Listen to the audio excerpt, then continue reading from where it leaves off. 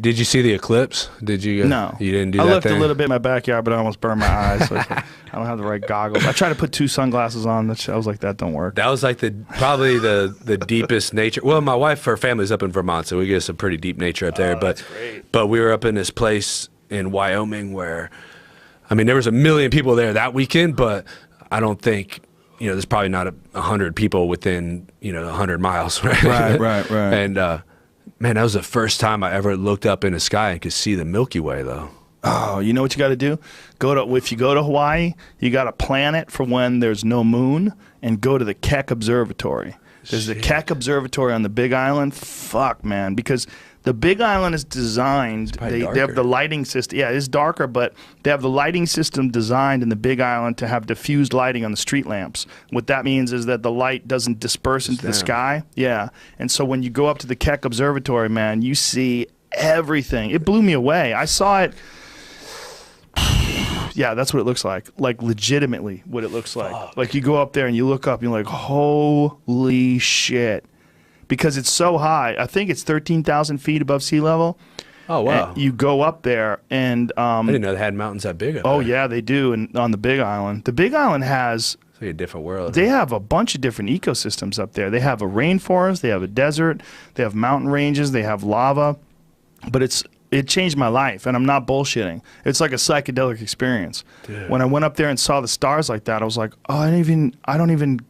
I mean, if there's something to make you feel like a tiny fucking speck. Yeah. You feel like you're on a spaceship. You feel like you're on a spaceship flying through the universe. That's how I felt when I was in Wyoming. Yeah. It just I mean, and that eclipse obviously blew me away too. You don't realize how many stars are up there and how much our street lights are fucking us over. Because it's changing the way you view the cosmos itself. It's changing your relationship that you have with infinity, with the universe. I mean, it's changing it because it's dulling our perceptions by limiting all of this spectacular light and these stars that the Milky Way. Like, this whole thing, there's a reason why it gives you this sense of awe. Like, it's a perspective enhancer. It gives you this view of something that's impossibly beautiful and also impossibly huge. And it just puts it all in perspective. I think it's one of the reasons why people are so cocky in cities. They're just, they're missing that. They're missing this reality check. And the weird part is, like, that's small. Yeah, right? Shit. Like, this is actually, the Milky Way is like a small galaxy, right? Yeah, it's nothing. Yeah. It's one of hundreds of billions of galaxies in the known universe. Yeah, and there's not aliens, right? Well, I did Neil deGrasse Tyson's TV show a couple of days ago, and he was telling me that it's the most likely scenario is that we live in multiverses, and that our universe, which is impossibly large, is one of an infinite number of universes that are all in these, like, bubbles. Can you explain that? Like, nope. He said it to me, and I was like, wait, what? Like, is this? I mean, you kind of got to take his word, right? It looks like? Googled it, and this is images that pop up. You kind of got to just trust him on that one, right? Well, whenever he says something, I kind of got to just trust him. You're the expert, bro. Anytime I talk to astrophysicists, I just try to probe as much as possible and just trust them. Yeah, you can't argue with them about it, right? But the idea is that, like how we have a planet, and the planet's a part of a solar system, and the solar system is a part of a galaxy, and the galaxy is a part of the universe is a part of a multiverse. And that it's just there's a fractal nature to it all, and it just keeps getting bigger and bigger. And the idea that's multiverse is that there's infinite number of different universes. Now, did he say that's theoretically the most likely, or there's some sort of evidence, or there's some reason to believe it outside? Because my biggest thing is we have all these theories for all this shit. Yeah. Big Bang, God, whatever. However far the universe is.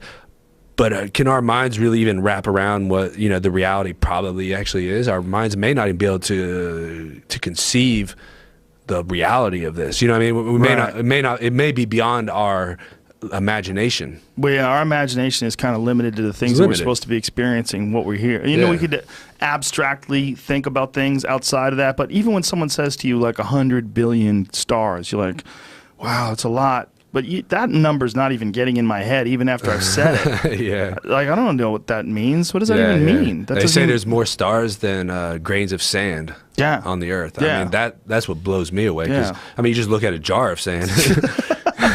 Yeah, those are giant balls of fire maybe more than 1 million times bigger than Earth, just floating in the sky. So we could see at the eclipse, they had a little observatory, like all the colleges and stuff were there where we were at, and you could see.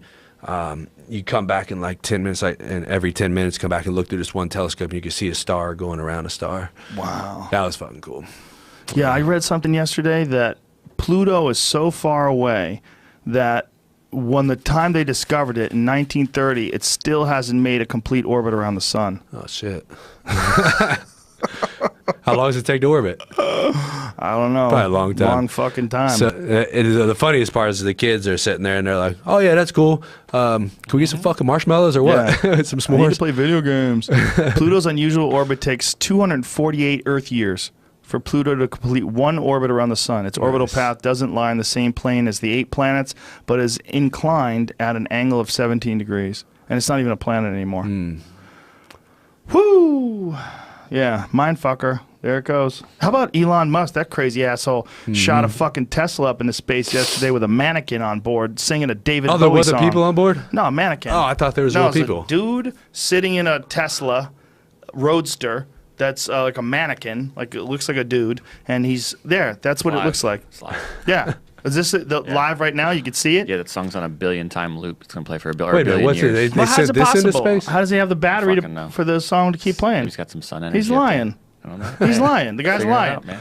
These batteries run out of. They go. You go 248 miles. That car runs out of gas. Sure, explain it. Wait a minute. I thought, dude, I thought he sent actual fucking rockets. Yeah, there was an actual rocket, and a Tesla Roadster with a mannequin in it was attached to the rocket. So at the very apex of this rocket, as you know, there's multi-stage rockets, they pop this bitch out, and it goes flying through space.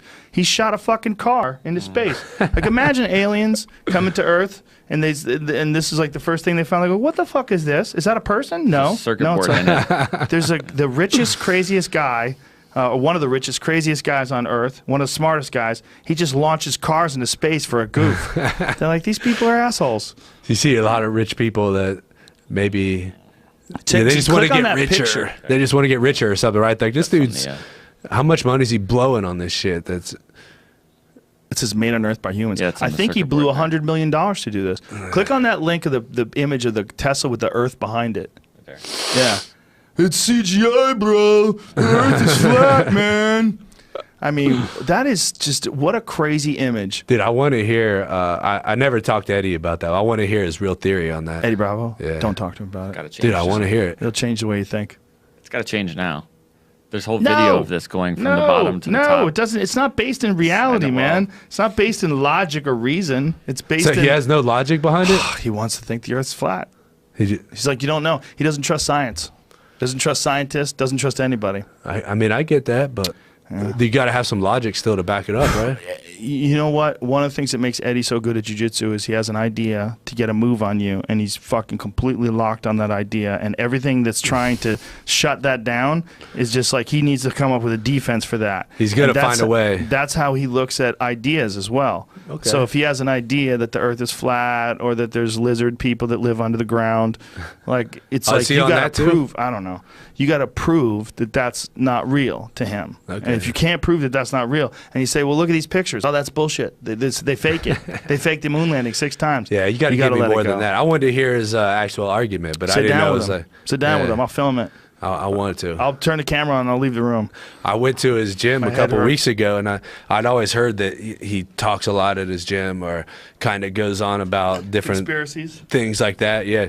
Yeah. And I was totally prepared. I was like, "Fuck yeah, let's go hear it." And he didn't do anything. He didn't barely even talk. We just rolled the whole time. He's probably happy you were there. He wanted to show you some jiu-jitsu. Like, he's a jiu-jitsu wizard. He did. He showed me some good jiu-jitsu. He just. I like his system. It's an intense system. And you know, the moves I only know so much, but the concept of what do we do at 99% of jiu-jitsu classes? You go practice some new technique you probably never did before, and then you start rolling. And then you roll. Yeah. And when we went there, we drilled, and this reminded me much more of like a wrestling style practice, and I liked it a lot. In that terms. Well, that's why he designed it that way. He's a real jiu-jitsu genius. He really is. Yeah. You know, I mean, the conspiracy thing, I think he just enjoys it. He loves them. He loves it. He's always sending me crazy shit. I'm afraid I'll love it too much, like, once I actually have the time.